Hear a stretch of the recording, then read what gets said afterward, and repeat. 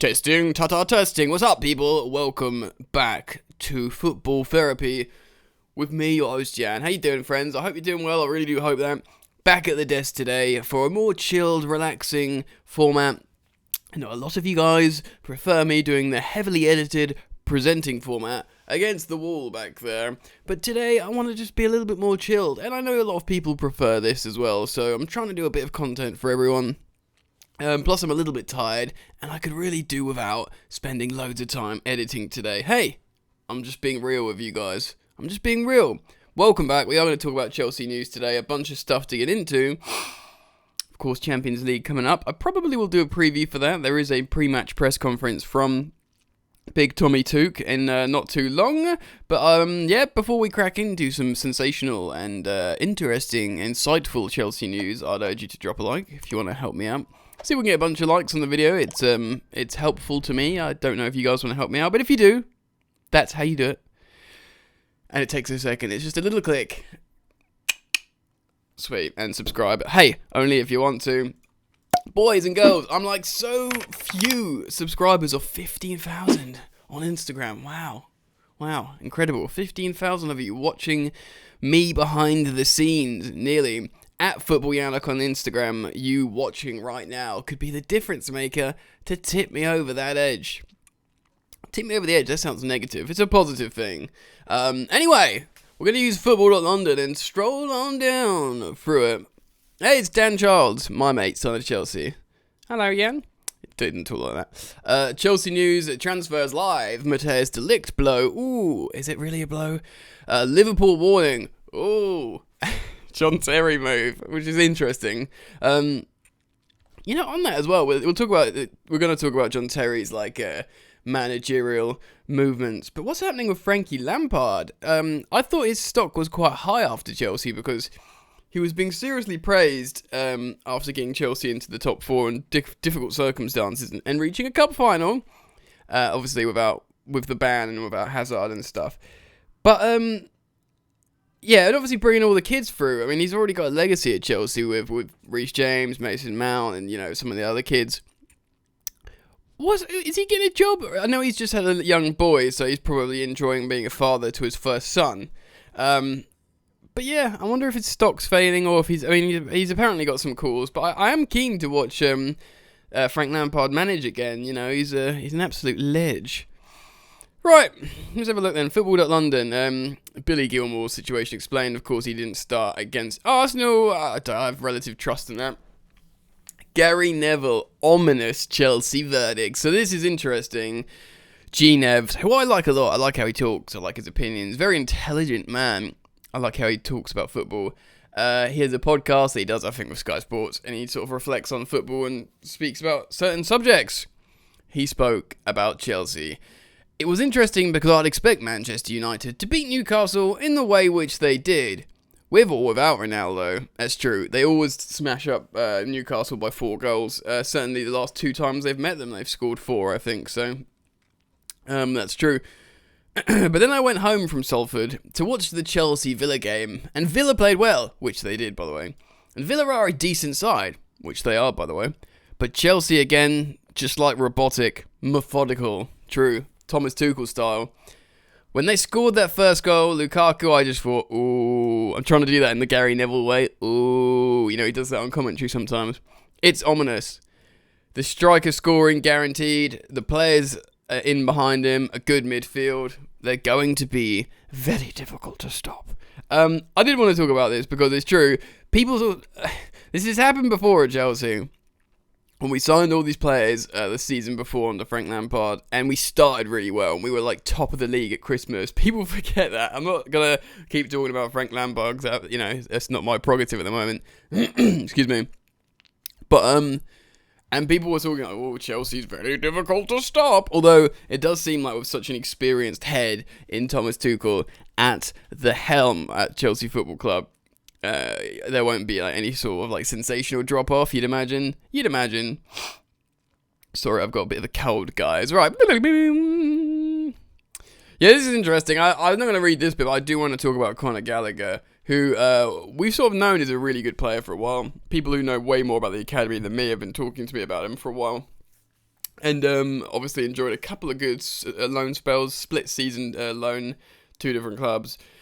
And yeah, he looks great for Crystal Palace. And there's a bit of a sort of headline here saying, Arsenal hero can mould the future of Chelsea's midfield, which is clever writing. Patrick Vieira, I think that the jury's still a little bit out on his management levels in terms of historical success.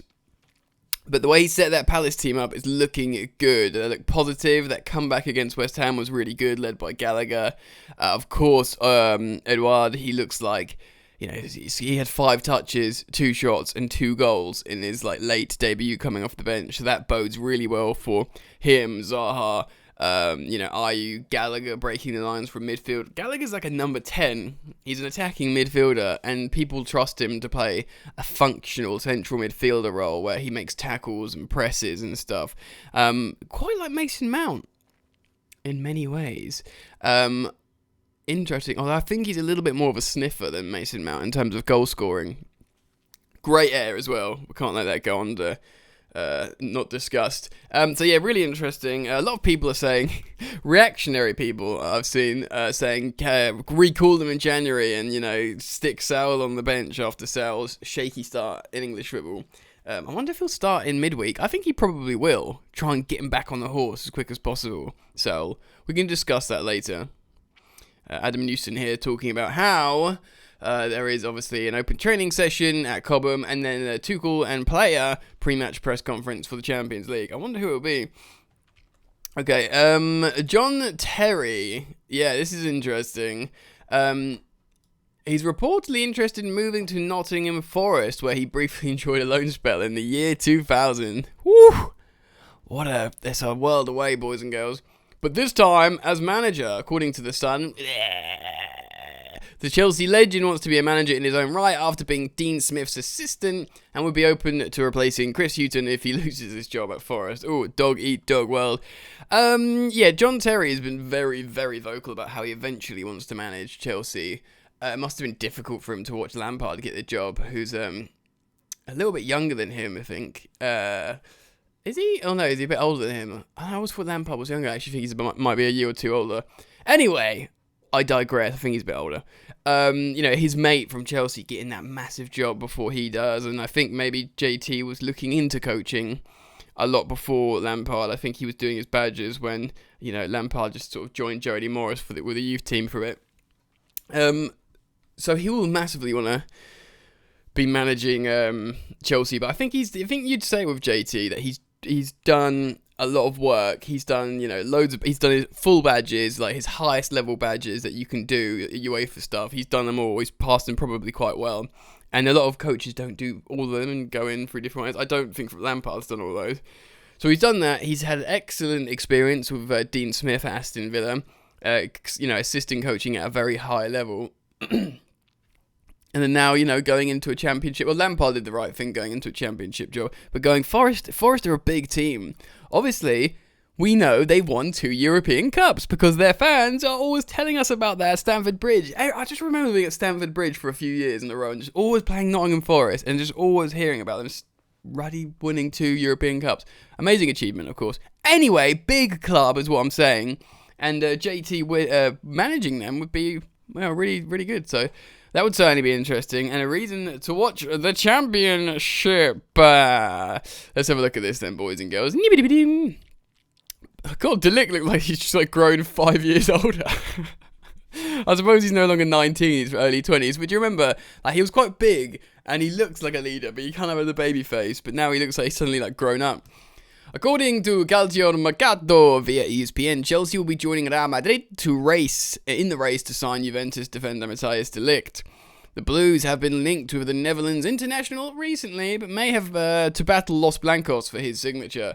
Chelsea are interested in signing Jules Koundé over the summer, but their attention may now have turned elsewhere. Interesting. Now, there's actually stories going around that there could be a swap deal for Timo Werner and Matthijs de Ligt. I think these stories kind of bubble up regarding Werner because his goal return hasn't been sensational and he's missed sitters. But, we as Chelsea fans know the value of Timo Werner at Chelsea and what he's delivered. Even his dummy run, against Aston Villa for Lukaku's second goal. Really, really important. You could say the same about his dummy run in the Champions League final for Kai Havertz's goal. These things don't go unnoticed by most fans and certainly the coaching staff. Unless Werner sort of was happy to leave and thought if he starts again at a new club, he might find his goal-scoring touch again. Like, if it was driven by him, I'd understand him.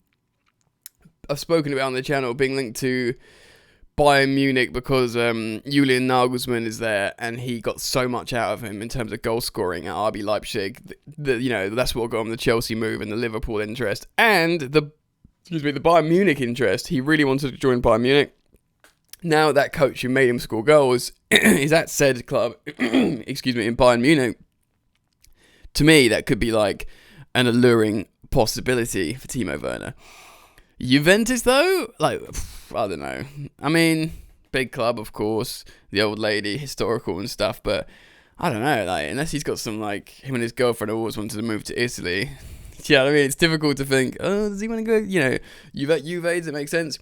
And a swap before Matthijs de Ligt, of course, a huge profile player at Ajax. Probably the biggest profile player out of all the people that left in, who left? It was obviously Hakim Ziyech, Donny van der Beek to Man United, obviously Matthijs de Ligt De Jong to Barcelona, of course, that was a big one. But Matthijs de Ligt, he was the captain of Ajax at 19, and he was captaining like 32-year-olds and stuff. Do you know what I mean? So possibly he was the highest profile. I think he probably cost the most money, him or Frenkie de Jong. So he was super high profile, and immediately loads of hype, high scoring FIFA cards as a 19, 20-year-old, and went off the boil a little bit. Had a bit of a difficulty settling in at the old lady at Juve, but I think maybe he sorted himself out a bit now. Of course, high profile Netherlands defender as well. As a plane going past, I don't know if you guys can hear that. Jesus, I think it might be to land on my building. Anyway, do I want Matthijs de Ligt to have a Jules Koundé? Probably not. I think Jules Koundé is, we know it's a Thomas Tuchel target, as will Saul Niguez though, so we need to assess his targets a little bit more. But, if a coach who's done so well for you as a manager wants these people, you have to sort of go with it, really. And yeah, Jules Koundé, of course, has agreed to join Chelsea and was furious at Sevilla when the deal didn't go over the line. You kind of think that deal will go over the line eventually. So I think the Matthijs de Ligt thing is a bit of a nothing story. And I think Chelsea will still go in for Jules Koundé.